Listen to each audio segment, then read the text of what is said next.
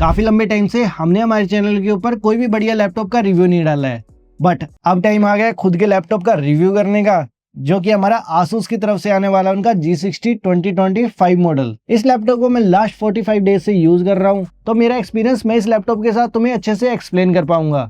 और वैसे भी हमें कौन सा कंपनी को रिव्यू के बाद में लैपटॉप वापस देना होता है, खुद के पैसों से लैपटॉप लिया है, तो इसके अंदर जो जो कमियां थी, जिन जिन चीजों को सुधारा जा सकता था, उसके बारे में भी हम इस वीडियो के अंदर बात करेंगे। बट वीडियो में आगे बढ़ने से पहले मैं इसके कुछ हाइलाइटिंग फीचर तुम्हारे साथ शेयर कर देता हूं। जैसे कि हमें इसमें प्रोसेसर के अंदर अल्ट्रा सेकंड सीरीज का अल्ट्रा 9275HX वाला प्रोसेसर मिलता है, जो कि हमारा 24 कोर 24 थ्रेड वाला प्रोसेसर है, जिसकी तुम्हारी नॉर्मल स्पीड 2.4 गीगाहर्ट्ज तक रहेगी और ये मैक्स तुम्हारा 5.4 गीगाहर्ट्ज तक चला जाएगा। ये प्रोसेसर तुम्हारा ऑलमोस्ट फ्लैगशिप लेवल का प्रोसेसर है। अब मैं ऑलमोस्ट क्यों बोल रहा हूँ, क्योंकि इंटेल के अंदर हमें इससे ऊपर सिर्फ एक ही प्रोसेसर मिलता है, जो कि हमारा 285HX वाला है। अब हम आते हैं इसके जीपीयू के ऊपर। इस लैपटॉप के अंदर हमें 5080 का ग्राफिक कार्ड मिल जाता है, जो कि हमारा 16GB ऑफ VRAM के साथ आता है, जिसकी मैक्स TGB तुम्हारी 170W तक चली जाएगी। रैम के अंदर तुम्हें 32GB DDR5 रैम मिल जाएगी, जिसकी मैक्स स्पीड तुम्हारी 5600 मेगाहर्ट्ज तक जाती है, जिसको कि तुम 64GB तक अपग्रेड कर सकते हो। और स्टोरेज के अंदर हमें इस लैपटॉप के अंदर 1TB की Gen 4 वाली SSD मिलती है, जिसकी रीड एंड राइट स्पीड मैं तुम्हें आगे बताऊंगा। वैसे तो मैंने इस लैपटॉप की अनबॉक्सिंग 45 डेज पहले ही कर दी है, बट फिर भी मैं तुम्हें बता देता हूँ कि तुम्हें इसके बॉक्स के अंदर क्या क्या मिलता है। तो जैसे ही तुम तुम्हारे लैपटॉप का बॉक्स ओपन करोगे तो तुम्हारा लैपटॉप खुद ब खुद ऊपर की तरफ आ जाएगा। तो ये आ गया तुम्हारा लैपटॉप बाहर। एक बार रख देते हैं इसको साइड के अंदर और तुम्हें बताता हूँ इसके बॉक्स में हमें और क्या क्या मिलता है। एक ये ब्राउन कलर का बॉक्स, जिसके अंदर तुम्हें इस लैपटॉप से रिलेटेड सभी पेपर वर्क मिल जाएंगे। एक ये तुम्हारी पावर सॉकेट वाली केबल। अगर तुम्हें इसे नॉर्मल सॉकेट के अंदर यूज करना है तो तुम्हें कन्वर्टर खुद से परचेज करना पड़ेगा। एक ये तुम्हारा 380 वोल्ट का पावर एडाप्टर, जिसका खुद का वेट ही तुम्हारा 800 ग्राम के आसपास है। और इसके अलावा हमें बॉक्स के अंदर और कुछ भी नहीं मिलता। तो बस इतना ही था इसके बॉक्स के अंदर। अब हम आते हैं इस लैपटॉप की बिल्ड क्वालिटी और डिजाइन के ऊपर।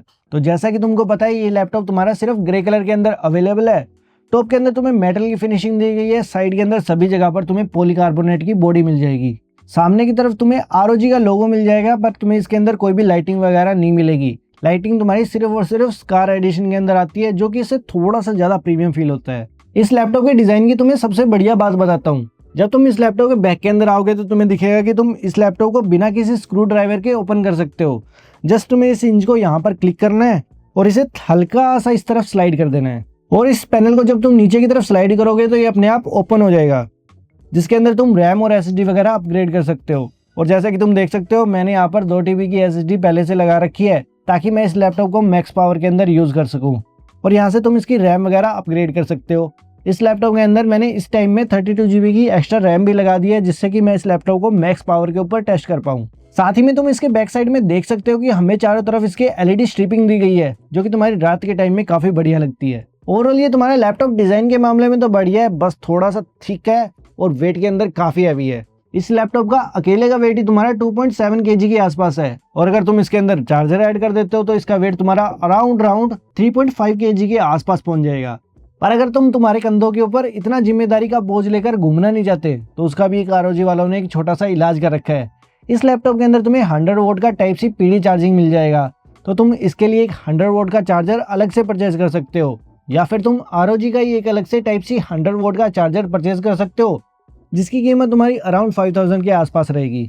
इस पावर एडाप्टर का वेट तुम्हारा अराउंड 800 ग्राम के आसपास है, और अगर ये तुम Type-C वाला लेते हो तो इसका वेट तुम्हें अराउंड 300 ग्राम के आसपास मिलेगा। पर इस Type-C चार्जर के साथ भी एक छोटी सी प्रॉब्लम है।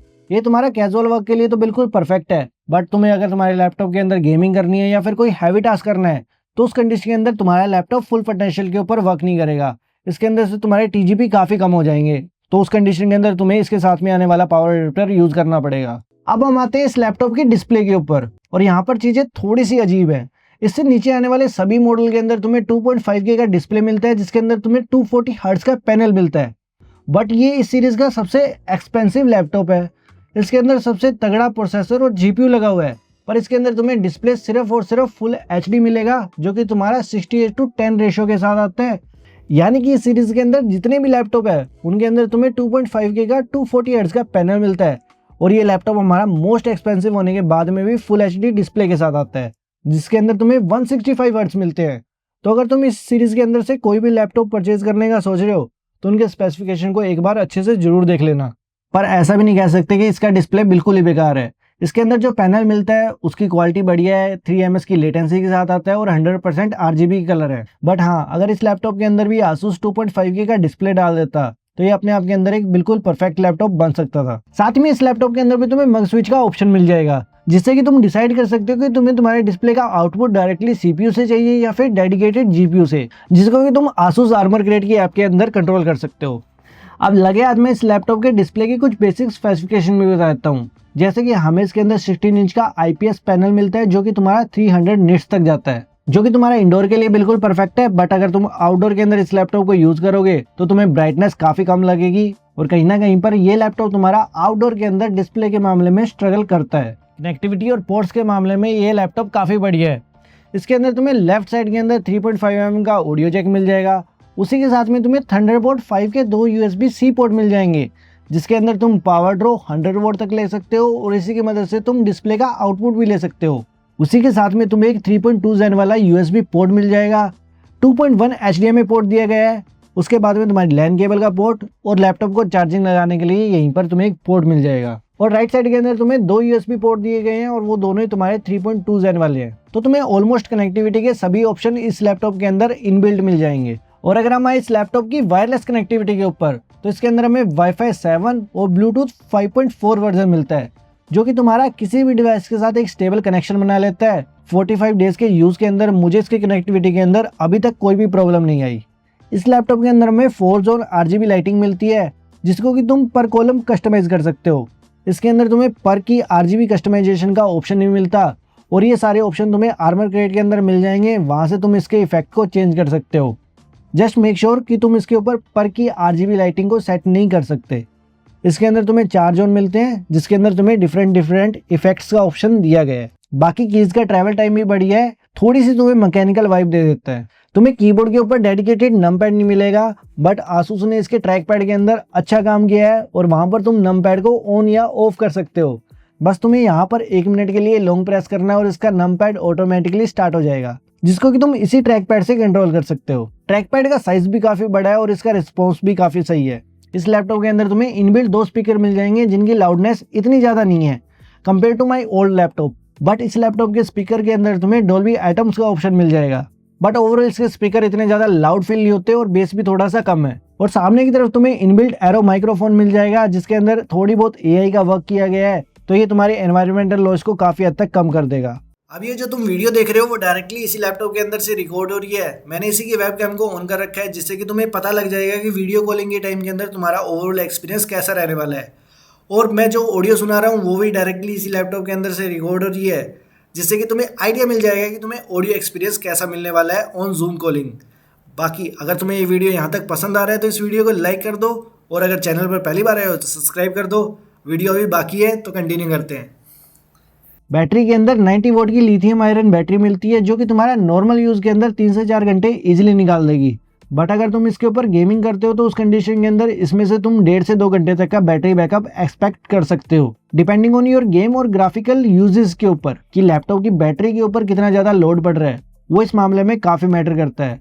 बट अगर नॉर्मल कंडीशन के अंदर लैपटॉप यूज कर रहे हो तो 3 से 4 घंटे तक का बैटरी बैकअप तुम इससे निकाल सकते हो। और चार्जिंग टाइम भी हमारा काफी एवरेज है। अगर तुम इसको अडेप्टर के साथ चार्ज करते हो तो 1 से 1.5 घंटा फुल चार्ज होने में, और अगर तुम PD चार्जिंग से 100 वोल्ट के ऊपर चार्ज करते हो तो इसके अंदर तुम्हें अराउंड 3 घंटे के आसपास लग जाएंगे। अब हम बात करते हैं इस लैपटॉप की रियल लाइफ परफॉर्मेंस के ऊपर, और तुम्हें कुछ बेंचमार्किंग के स्कोर भी बता देता हूँ। जैसे कि मैंने इसके अंदर सिनेबेंच R23 को ट्राई किया, जिसके अंदर हमारे 32,000 से भी ज्यादा के स्कोर आ रहे थे, और सिंगल कोर के अंदर 2100 प्लस, सिनेबेंच R24 के अंदर 1900 प्लस स्कोर, और सिंगल कोर के अंदर 128 पॉइंट्स। वैसे ही हमने Geekbench 6 का OpenCL टेस्ट किया, जिसके अंदर हमारे 2 लाख प्लस के स्कोर आए, और वेल्कन के अंदर भी ये ऑलमोस्ट 2 लाख के आसपास ही थे, और सिंगल कोर के अंदर 2800 से प्लस के स्कोर। उसके बाद में Geekbench AI का स्कोर टेस्ट किया, जिसके अंदर हमारे 6000 के आसपास के रिकॉर्ड आ रहे थे। अब इन बेंचमार्क के बाद में हमारे प्रोडक्टिविटी सॉफ्टवेयर के स्कोर, जिसके अंदर हमारा ब्लेंडर, आफ्टर इफेक्ट और हमारे फोटोशॉप वगैरह के स्कोर आते हैं, जिसके अंदर मैंने सबसे पहले इसके ऊपर ब्लेंडर बेंचमार्क यूज किया, जिसके अंदर स्कोर हमारा 6700 प्लस। उसके बाद में हमारा पीजेड बेंचमार्क का प्रीमियम प्रो, जो कि हमारा 40,000 के आसपास आया, आफ्टर इफेक्ट का 30,000, लाइट रूम 10,000, और फोटोशॉप हमारा 9000 के आसपास का स्कोर था। उसके बाद में 3D टाइम स्पाइक स्कोर, जिसके अंदर इस लैपटॉप के स्कोर 20,000 प्लस थे, ऑलमोस्ट 21,000 के आसपास। और ग्राफिक कार्ड स्कोर 22,000, CPU 15,000 के आसपास। क्रॉसमार्क का ओवरऑल स्कोर 2200 प्लस। अब ये गेमिंग लैपटॉप है तो इसका गेमिंग टेस्ट करना ही बनता है, और वैसे भी तुम्हें पता है कि यही एक पार्ट है जिसके अंदर हम सभी अपनी जी जान लगाकर इसकी टेस्टिंग करते हैं। तो मैंने भी इस लैपटॉप के ऊपर कुछ फेमस गेम्स को ट्राई किया, जिसके अंदर हमारा सबसे पहले GTA 5, जिसके अंदर मुझे अराउंड 155 FPS के आसपास मिल रहे थे, और टेम्परेचर हमारा अराउंड 70 डिग्रीज के ऊपर, और GPU यूजेज 60% के आसपास ही था। और फुल HD विजन के अंदर ये हमारा 130 वोट तक जा रहा था। और तुम CPU वगैरह का भी यूसेज यहाँ से चेक कर सकते हो। CPU के अंदर मुझे 65 वोट तक की TDP मिली। अब हमने अगला गेम ट्राई किया वैलोरेंट, जिसके अंदर हमें अराउंड 400 FPS के आसपास मिल रहे थे, और टेम्परेचर भी काफी एवरेज थे। GPU और CPU के ऊपर इतना ज्यादा लोड भी नहीं आ रहा था, और वैलोरेंट बिल्कुल एकदम बढ़िया चल रहा था। उसके बाद में हमारा RDR2, जिसके अंदर मुझे 90 FPS के आसपास मिल रहे थे, और DLSS ऑन करने के बाद में 120 FPS, और टेम्परेचर हमारे दोनों ही कंडीशन के अंदर 80 डिग्री के आसपास ही जा रहे थे। और तुम देख सकते हो GPU हमारा 96% यूजेज तक पहुंचा, जिसके अंदर हमें 165 वोट तक की आउटपुट मिली। इस कंडीशन के अंदर भी हमारा CPU 90 डिग्री के आसपास वार्म हो रहा था। उसके बाद में हमारा काउंटर स्ट्राइक 2, जिसके अंदर मैक्स सेटिंग के ऊपर 300 FPS, और बाकी तुम यूसेज वगैरह इसकी स्क्रीन के अंदर देख सकते हो। कॉल ऑफ ड्यूटी वॉरजोन के अंदर मैक्स सेटिंग के ऊपर 140 FPS, टेम्परेचर हमारे 80 डिग्री के आसपास, और GPU हमारा 95% तक यूज हो रहा था। ऑलमोस्ट सभी गेमिंग टेस्ट के अंदर GPU हमारा 160 वोट 170 वोट के आसपास इजीली जा रहा था। तो जितना कंपनी तुम्हें 175 वोट का बोल रही है, उतनी पावर ये तुम्हारा GPU दे रहा है। फिर उसके बाद में हमारा हॉगवर्ट्स लेगेसी, जिसके अंदर मैक्स पॉसिबल सेटिंग के ऊपर 150 FPS, टेम्परेचर भी हमारे यहाँ पर काफी एवरेज थे, ना तो ज्यादा वार्म थे और ना ही ज्यादा कूल। 85 डिग्री के आसपास टेम्परेचर सभी गेमों के अंदर मेंटेन था। इसके अंदर भी तुम GPU का यूसेज देख सकते हो, ये 96% तक जा रहा था। उसके बाद में हमारा फोर्जा होराइजन 5, जिसके अंदर हमें मैक्स सेटिंग के ऊपर 190 FPS मिल रहे थे, वो भी हमारे DLSS ऑफ के साथ, जिसके अंदर हमने इसको मैक्स सेटिंग के ऊपर रखा, और ये भी हमारा 95% GPU कंज्यूम कर रहा था। और TDP इसके अंदर भी हमारी 160-165 के आसपास जा रही थी। और अगर हम इस फोर्जा होराइजन 5 के अंदर DLSS ऑन कर दें तो हमें 285 FPS के आसपास भी मिल रहे थे। बट वो ये DLSS ऑन करने के बाद में ग्राफिक इतने ज्यादा शार्प नहीं रहते। इसके बाद में हमारा न्यूली लॉन्च्ड बैटलफील्ड 6 का कैंपेन मोड, जिसके अंदर हमें 150 FPS के आसपास मैक्स सेटिंग के अंदर मिल रहे थे, और इसके अंदर भी हमारे टेम्परेचर काफी कंट्रोल में थे। और बाकी सारी डिटेल तुम यहाँ पर स्क्रीन में देख सकते हो। बट ये सारे टेस्ट तो हमारे लैपटॉप के डिस्प्ले के अंदर टेस्टेड थे, जिसके अंदर हमें फुल HD का डिस्प्ले मिलता है, जो कि इसके हार्डवेयर को फुली पोटेंशियल के ऊपर वर्क करने से कहीं ना कहीं पर रोकता है। तो हमने सोचा क्यों ना इस लैपटॉप को एक 4K मॉनिटर के साथ कनेक्ट कर दिया जाए, जिससे कि हमें इसके हार्डवेयर की फुली पोटेंशियल के बारे में पता चल जाएगा। तो ऐसा ही करते हुए हमने इस लैपटॉप को अपने 4K मॉनिटर के साथ कनेक्ट कर दिया, जिसके स्पेसिफिकेशन भी मैं आपको बता देता हूँ। GTA 5 के अंदर हमारे on an average 4K monitor के अंदर 100 FPS के आसपास इजीली निकल रहे थे, और GPU हमारा 100% यूसेज तक भी जा रहा था। और वोल्टेज और मेमोरी और टेम्परेचर वगैरह तुम यहाँ से चेक कर सकते हो। उसके बाद में हमारा वैलोरेंट, और वैलोरेंट के अंदर FPS में इतना ज़्यादा फर्क नहीं दिखा। इसके अंदर भी हमें 400-500 FPS इजिली 4K स्क्रीन के ऊपर मिल रहे थे। इसके बाद में हमारा RDR2, जिसके अंदर मैक्स पॉसिबल सेटिंग के अंदर 4K मॉनिटर के ऊपर हमें 64 FPS के आसपास इजीली निकल रहे थे, और GPU की यूसेज भी हमारी 97-98 के आसपास जा रही थी, और मैक्स GPU की 170 वोट के आसपास भी जा रही थी। और यहाँ पर हमारा लैपटॉप थोड़ा सा वार्म होना शुरू हो गया था, जिसके टेम्परेचर हमें अराउंड 95 डिग्री सेल्सियस तक भी मिले। बाकी तुम GPU वगैरह की वोटेज यहाँ से चेक कर सकते हो। उसके बाद में काउंटर स्ट्राइक 2 4K स्क्रीन के अंदर 270 FPS, call of duty Warzone 70 FPS, Hogwarts legacy 73 FPS। उसके बाद में हमारा फोर्जा होराइजन 5 4K मॉनिटर के ऊपर हमें अराउंड 100 FPS के आसपास दे रहा था, पर उसके अंदर हमें थोड़े बहुत फ्रेम ड्रॉप वगैरह मिल रहे थे। तो हमने इसकी सेटिंग को थोड़ा सा कम करते हुए अल्ट्रा के ऊपर सेट किया, जिसके अंदर हमें 130 FPS मिल रहे थे, और कोई फ्रेम ड्रॉप वगैरह भी नहीं आ रहा था।